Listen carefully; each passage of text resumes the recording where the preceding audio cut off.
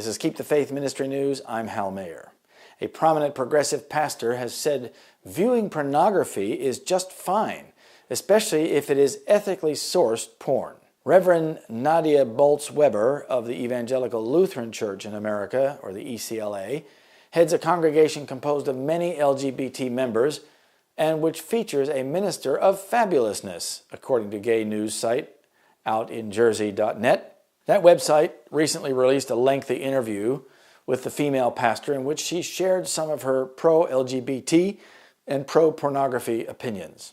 I refuse to pick the low-hanging moral outrage fruit of liberals and conservatives about porn, said the tattooed pastor. Now there are issues of justice and exploitation within the porn industry, no question. But it doesn't mean consumption of pornography should be shamed.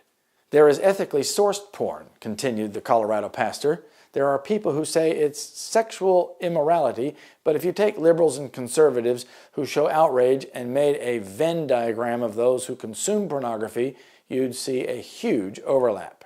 I'm not going to shame people when they already feel ashamed, declared Bolz-Weber, who claims if we took shame out of the fact that people like to view erotic imagery, the compulsive behavior around consuming pornography would decrease. If the teachings of the church are harming people, then we need to rethink those teachings, said Bolz-Weber. The church is saying that the creator of the universe, God in the heavens above, knows if you're masturbating, and God is super disappointed. How ridiculous.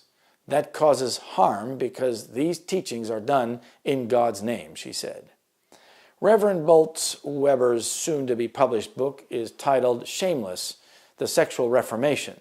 She says it calls out harm that's been done to people as a result of what the church has taught them about sex, body, and gender. She explains you can draw a straight line from what people were told in church and the harm in their lives.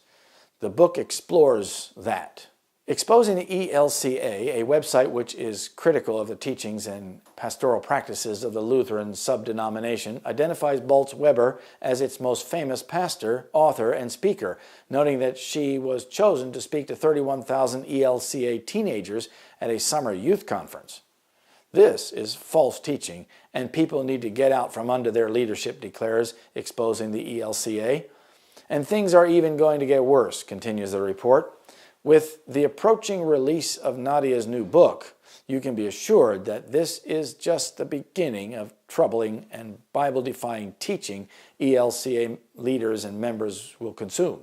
For the time will come when they will not endure sound doctrine, but after their own lust shall heap to themselves teachers having itching ears, and they shall turn away their ears from the truth, and shall be turned unto fables. 2 Timothy 4, verses 3 and 4. This is Keep the Faith Ministry News. Thank you for watching.